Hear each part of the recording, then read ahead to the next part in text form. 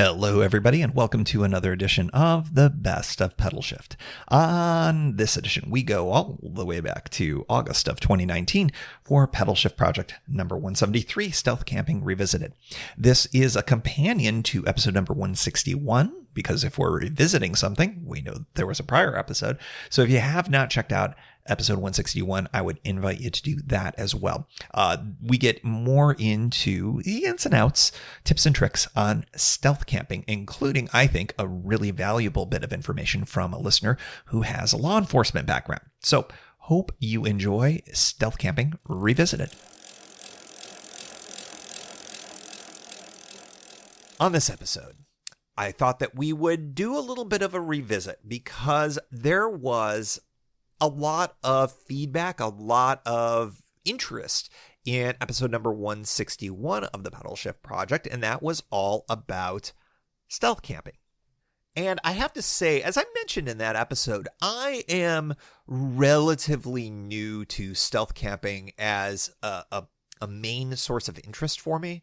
I'm starting to get into that phase that I think a lot of stealth campers get into, that you're constantly looking around looking for stealth camping sites in weird places. The other day I was picking up some family members at Dulles Airport, and of all places, I'm not intending to do this, so if you're a federal law enforcement agency listening in, hi, I'm not intending to do this, but looking around the areas around Dulles Airport, it's like not right next to the airport or anything like that, but approaching, and it's like, oh wow, interesting. There's places that if you had, say, an early morning flight and you needed to get to, but you didn't want to go at 4 a.m. or 3 a.m, but you had a 6 a.m. flight, well, you could do a stealth camping right over there. That's within about a mile or so of the airport. Just things along those lines.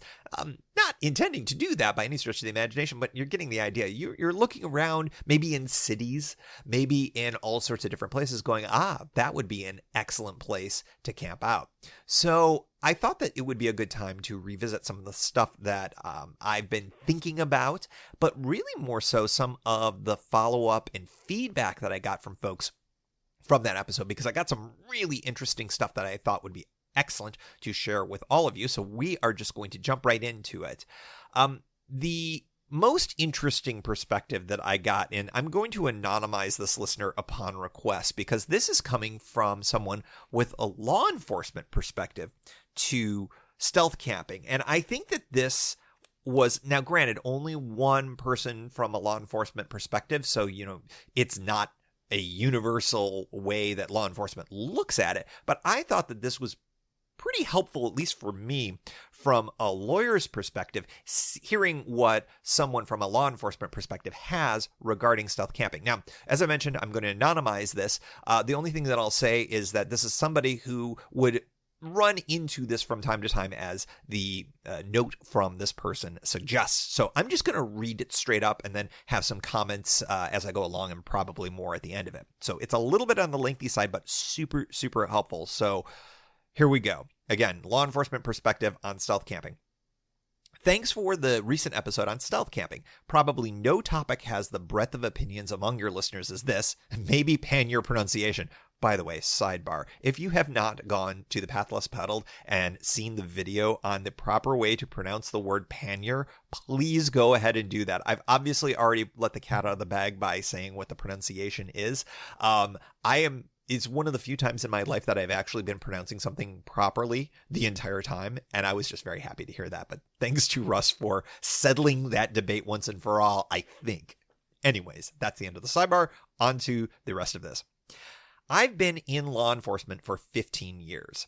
In that role, I've managed these types of contacts regularly. I like to apply the principles you discussed when dispersed camping on tour, but like you, avoid explicitly prohibited areas. So, let me take a sidebar on that right there. What this writer is talking about is saying dispersed camping is a legal term of art in a lot of different ways. The most notable thing here in the United States, and this is a law enforcement person in the United States, by the way, is in areas such as national forest areas, most particularly in there where it's very, very wide open in terms of what you can do from a camping perspective. You're allowed to essentially pitch a tent in almost any place, with a few exceptions. You've got to be a certain amount of distance off of the road. You can't be near running water. There's, of course, all of the leave no trace principles that are a part of all of these regulations. So really, if you're practicing dispersed camping, it wouldn't fall in the definition of what I call stealth camping. Stealth camping kind of says,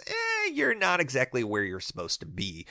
Dispersed camping is fully legal as long as you're, within the boundaries of what those rules are, which are really, really favorable to you. So anyways, I just wanted to mention that. But what the letter writer is saying is that they do not also, like me, camp in places that are explicitly posted as no trespassing. That's part of my rule. Okay, moving on. I wish to emphasize the safety points you made about when you are contacted, i.e. caught, especially by law enforcement. Those consequences need not be dire if you keep your head. Whether law enforcement or a private individual, keep your voice low and keep your hands visible. This is not the time to be rummaging through your equipment. Your legal status, if you're contacted by law enforcement, is likely, quote-unquote, detained. We're going to get in the definition of that right here. You're not under arrest, but nor are you free to leave. Again, sidebar, this is in the United States. If you are outside of the United States, these rules may be different. Back to the letter. This is not the time to start packing up your stuff and huffily proclaim that you'll, quote, just leave. Follow the officer's directions.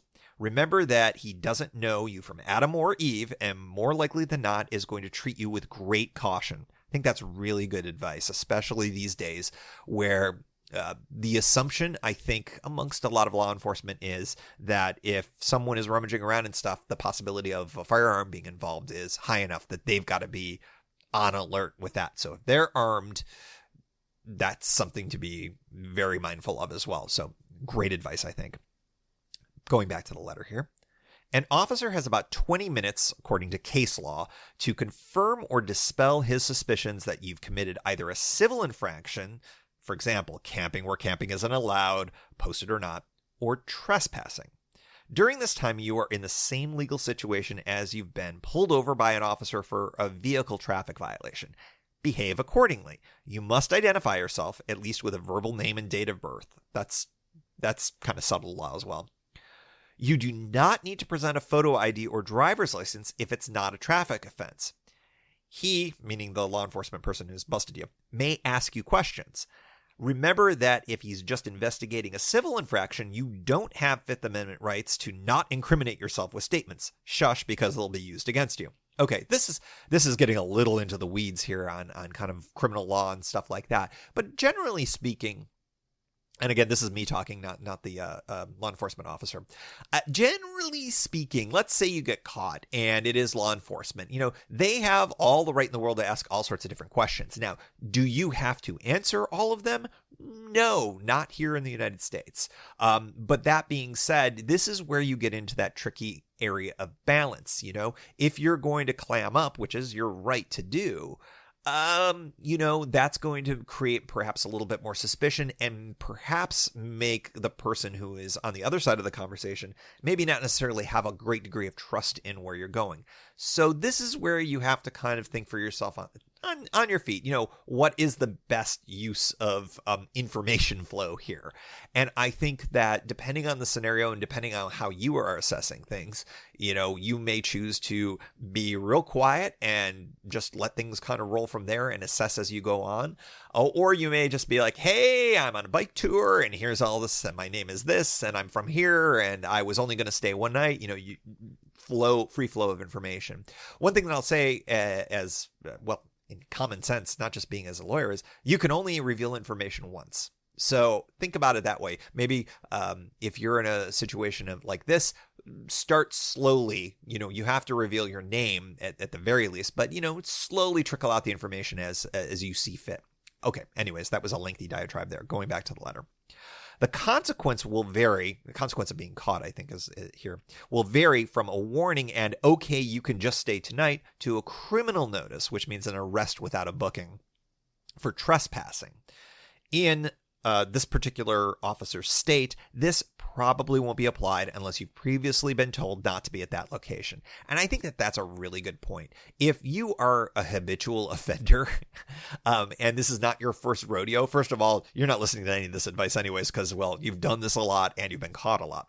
But if this is your you only do this occasionally, you only go out there every once in a while, and you've never been caught, this is the first time you've ever been busted for anything like this, it is incredibly unlikely that something bad is going to come out of a result of this. The only time that would be is if you do something silly, like, say, camp in a place that is a really, restricted area, like, say, I don't know, around Dulles Airport, like I was talking about before. Again, not going to actually do that.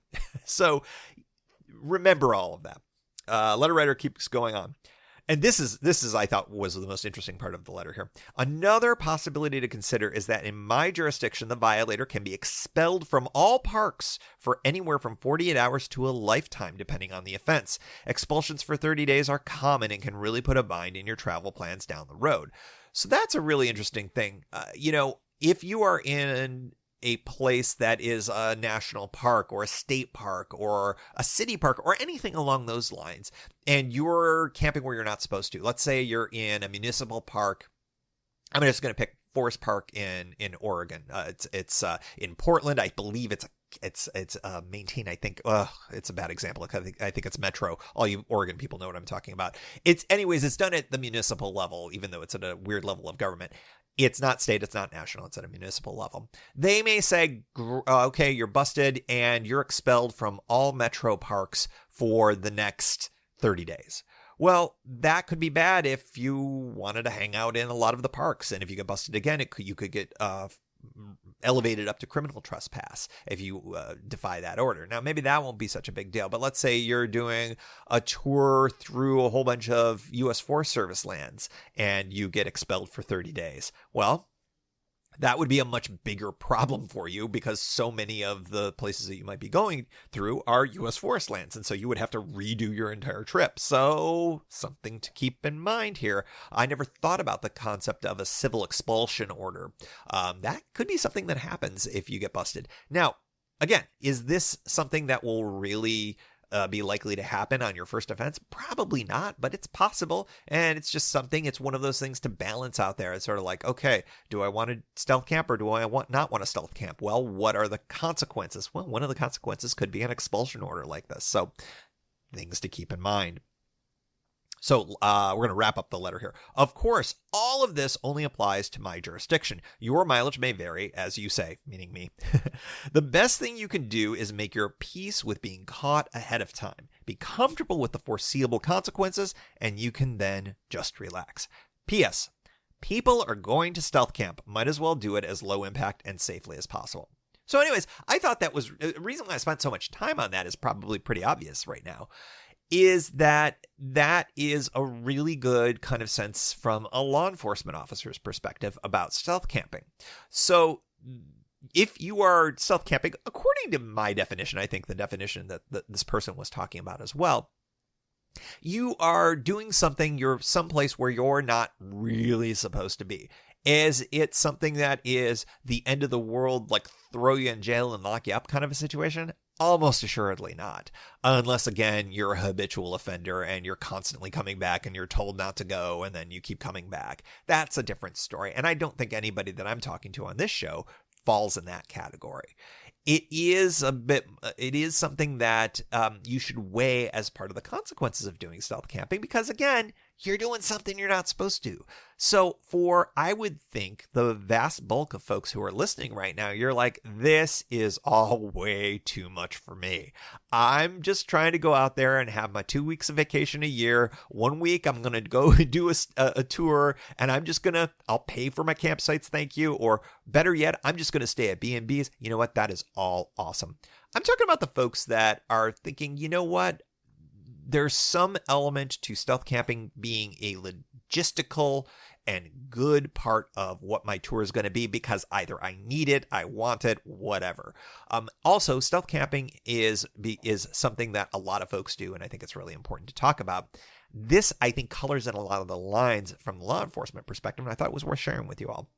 And whether this makes you feel more comfortable to stealth camp or less comfortable is probably, well, as the letter writer says that I say, which is this big vicious cycle, your mileage may vary. So take this all into consideration. So that was one of the things that I wanted to share from you from the follow-up from episode number 161.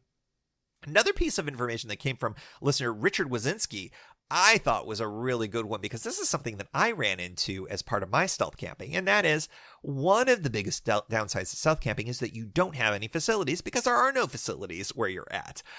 You can't get clean. You're going to go a night without a shower. And for a lot of folks, I know that's a total deal breaker. For me, I like to get a shower every night, but I don't necessarily need it. But Richard came up with a nice solution for a situation where you do a stealth camp, but you really want to get clean. Remember back on that tour, I was getting to the point where I ended up doing a hotel night at least once, if not a couple of times, because for the primary reason of I just needed a shower really badly by day 3 or 4. And because I was doing some stealth camps in there, and because some of the campsites that I went to didn't have facilities for a variety of different reasons, I was really in need of a rinse off. But one suggestion, maybe not for 3 days in a row, but here's something from Richard. He writes, on days that are light, I keep a towel and a spray bottle of witch hazel available. Add a few drops of essential oil for a bonus smell. I like that bonus smell. The witch hazel works to kill odor-producing bacteria like alcohol, but most importantly, doesn't dry your skin. This is something that I think is a really good tip, because alcohol, as he said, like rubbing alcohol, things like that, that's just going to completely dry you all out. And then you'll feel really gross. But witch hazel does have, I don't know what magic is in witch hazel. I guess that's why it's called witch hazel. It basically doesn't dry out your skin nearly the same way. So I love the idea of a spray bottle. If you've got the ability to carry something with that kind of bulk, they actually make pretty small spray bottles, and it wouldn't take a lot. But that gives you nice, even coverage, and then you can wipe off with either a bandana, camp towel, whatever you've got with you. I think that's a great idea, especially for those situations where you know you're going to be in areas where you're not going to be able to get a shower. I'm going to be riding the C&O in August, and I do think that that might be something I think about to bring along, because as we all know, the C&O does not produce shower facilities for you unless you stay someplace else. Now, I plan on camping in some of those great provided National Park Service campgrounds. But, this might be something that I can use in lieu of my trick of basically taking a lot of water and dumping it over my head, which I may be doing because of the heat anyways. But in any event, I thought this was a great tip. So, Richard, thanks so much. I think that's a great tip for any time, but I think it's particularly true for stealth camping, given the lack of facilities that you tend to have. So thanks for the tip on that.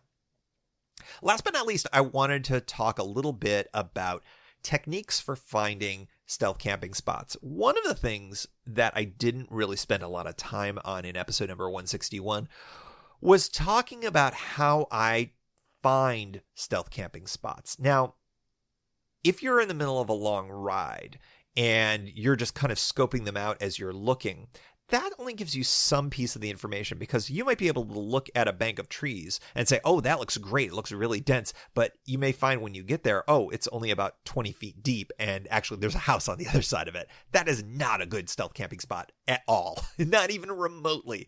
So one of the techniques that I have taken to is, in addition to, if you're out there kind of scoping it all out, you've also got another great tool, especially if you're carrying an internet connected device, and that is Google Maps. I do this both in a spot where I'm looking around, like in the moment, and also in advance. So if I know that there is a scenario, and I knew this for that ride connecting the Great Allegheny Passage and the Ohio to Erie Trail, I knew roughly within a few miles, hey, where am I going to need a campsite? Or when am I going to need to lay my head down? And I looked around, and there was no camping. There was no, campsites or parks or things like that where it was allowed. And that was like, okay, well, this might be a place for a stealth camp. And then so before I even got there, I used Google Maps to kind of scope out the area, and it can be really, really helpful.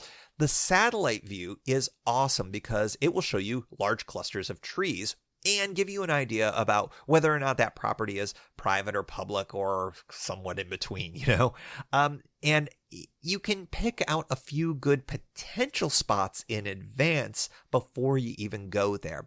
One other thing that you can do when you're taking a look from that eye in the sky view is go down to the street view level, especially if there's a road that's going by there that already has had a Google mobile go through taking pictures, because then you can see what it looks like from the ground level.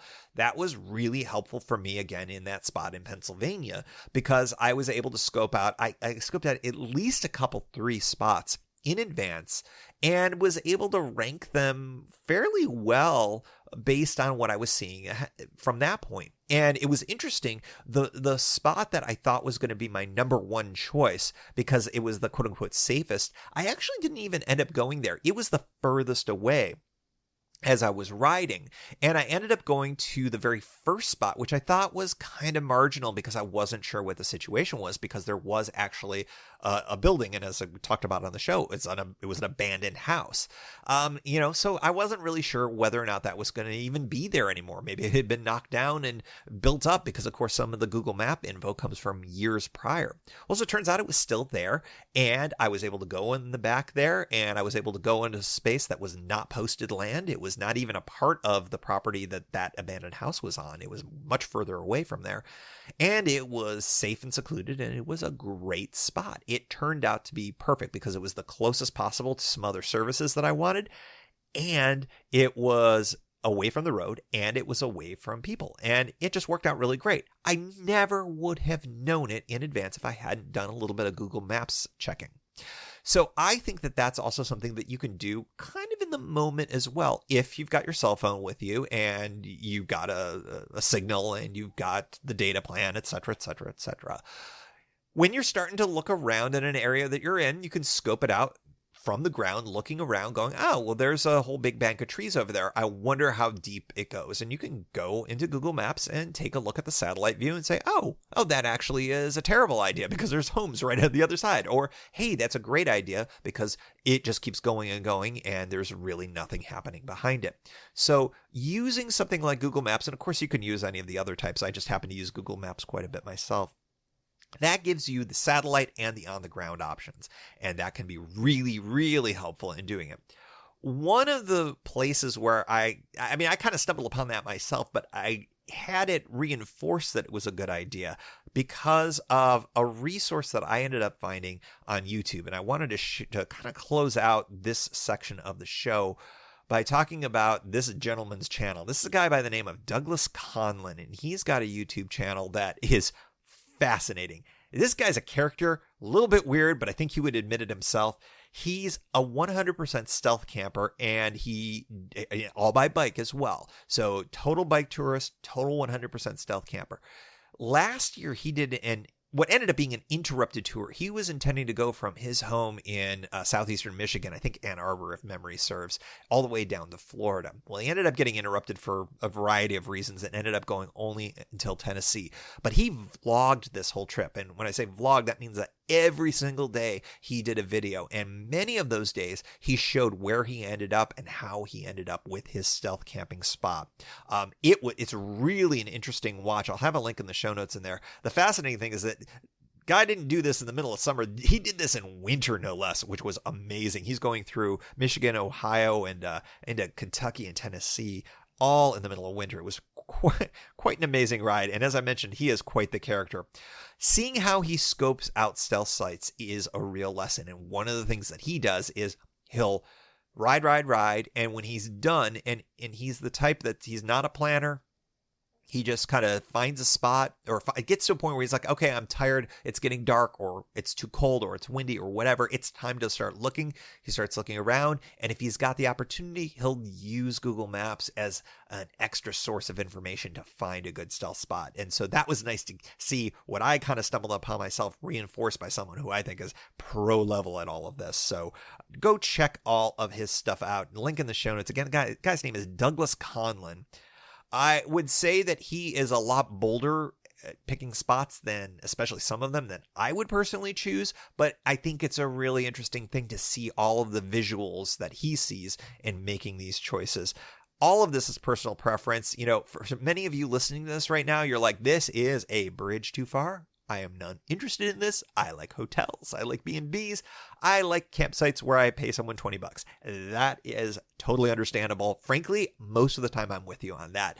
This is a level of bicycle touring that I would say only a fraction of folks do, but I think it's a tool to have in your arsenal as a possibility if you are somewhat comfortable with it, or you're maybe just a little bit interested in it. I have to say, since I've started doing more of it, it's kind of fun. It's fun to be sometimes places where maybe you're not supposed to be and feeling all nice and cozy in your tent and feeling kind of hidden. I don't know. Maybe it's something from childhood that I'm just tapping back into, but I've been kind of enjoying it.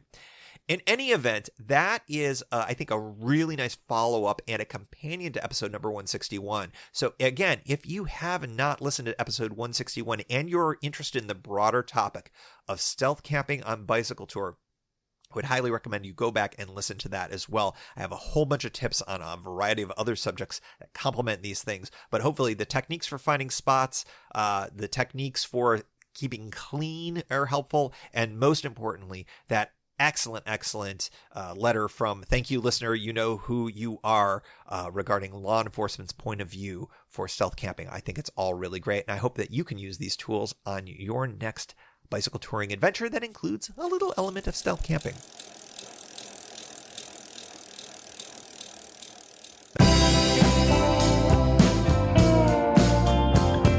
Thank you for joining. You can find Pedalshift at pedalshift.net for more great bicycle touring content.